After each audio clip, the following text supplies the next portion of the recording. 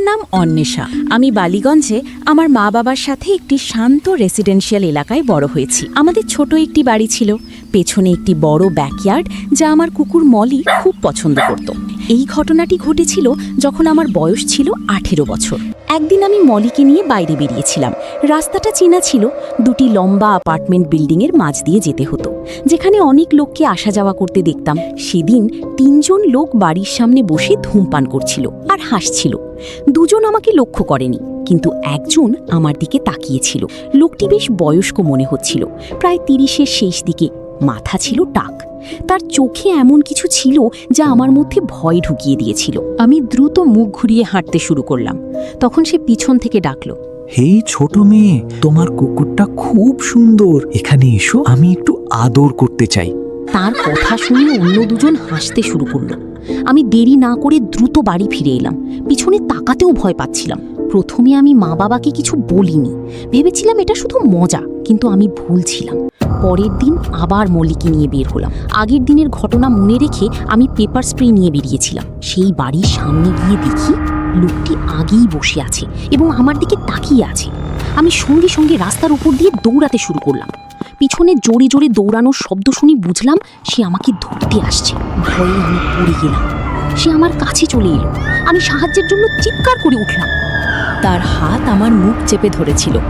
তখন আমার পেপার স্প্রের কথা মনে পড়ল। আমি তার চোখে স্প্রে করে দিলাম। সে ব্যথায় চিৎকার করে আমাকে ছেড়ে দিল। আমি মলিকে নিয়ে যত দ্রুত পারি বাড়ি ফিরে এলাম। বাড়ি গিয়ে সবকিছু মা বাবাকে বললাম। আমার বাবা, যিনি একজন আর্মি অফিসার ছিলেন, লোকটার কাছে গিয়ে তাকে মারতে চাইছিলেন, কিন্তু আমার মা পুলিশে যাওয়ার জন্য বললেন। পুলিশে গিয়ে আমি সব বললাম, কিন্তু তারা শুধু বলল যে লোকটার ওপর নজর রাখবে। কিছু মাস পরে এক রাতে আমি বন্ধুর বাড়ি থেকে ফিরছিলাম। তখন দেখি একটি পুরনো ট্রাক আমার পিছনে ধীরে ধীরে আসছে। বাড়ির সামনে গিয়ে দেখি 2 জন লোক আমার দিকে তাকিয়ে আছে। আমার আবার ভয় লাগলো। আমি বাড়িতে ঢুকি সব বললাম। তারপর বাবা বাড়ির সামনে নিরাপত্তা বাড়ালেন, মোশন লাইট এবং ক্যামেরা লাগালেন, কিন্তু সেগুলোও যথেষ্ট ছিল না। এক রাত প্রায় 2টোর সময় মলি জোরে জোরে ঘেউ ঘেউ করতে শুরু করলো।